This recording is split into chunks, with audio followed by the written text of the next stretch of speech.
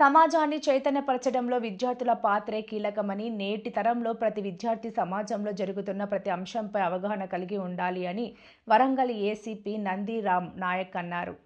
వరంగల్ దేశాయిపేట ప్రాంతంలోని CKM arts and science కళాశాలలో నిర్వహించిన మాదక ద్రవ్యాల నియంత్రణ, రోడ్డు భద్రత అవగాహన సదస్సు కార్యక్రమంలో ముఖ్య అతిథిగా వరంగల్ ఏసీపీ నందిరామ్ నాయక్ పాల్గొని ఆయన మాట్లాడుతూ రోడ్డు ప్రమాదాల నివారణకు ఎవరికి వారే జాగ్రత్తలు పాటించాలని సూచించారు.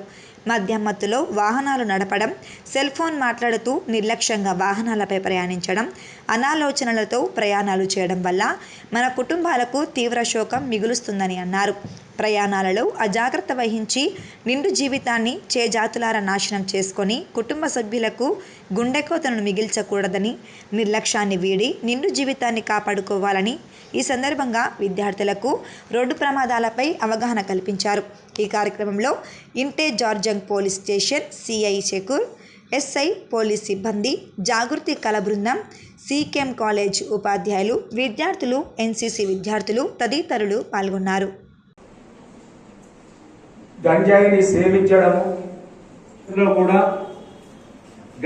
సేవించడం కానీ చదువు పైన మనము ఫోకస్ చేయడము, చదువు పైన మనం కాన్సంట్రేట్ ఉంది.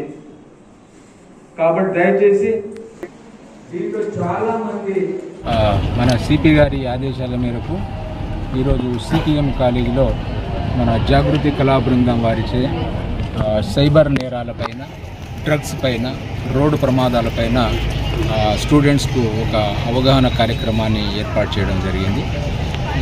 సో ఎస్పెషల్లీ డ్రగ్స్ బారిన పడకుండా మేము ఏదైతే చర్యలు తీసుకుంటున్నామో అదేవిధంగా లీగల్ కాంప్లికేషన్స్ ఏ రకంగా ఉంటాయి, హెల్త్ ఇష్యూస్ ఏ రకంగా ఉంటాయి, సోషల్గా ఎట్లాంటి సమస్యలను ఎదుర్కొంటారు ఈ డ్రగ్స్ బారిన పడినా, దాన్ని సేల్ చేసినా లేకుంటే సప్లై చేసినా, కన్జ్యూమ్ చేసినా మరి వాటి వల్ల వచ్చేటువంటి దుష్పరిణామాల గురించి పిల్లలకు ఎక్స్ప్లెయిన్ చేయడం జరిగింది. అదేవిధంగా రోడ్డు ప్రమాదాలను నివారించడంలో భాగంగా మరి రోడ్డు ప్రమాదాలు జరగకుండా ఉండడానికి మనం తీసుకోవాల్సినటువంటి జాగ్రత్తల గురించి కూడా పిల్లలకు క్లియర్గా ఎక్స్ప్లెయిన్ చేయడం జరిగింది.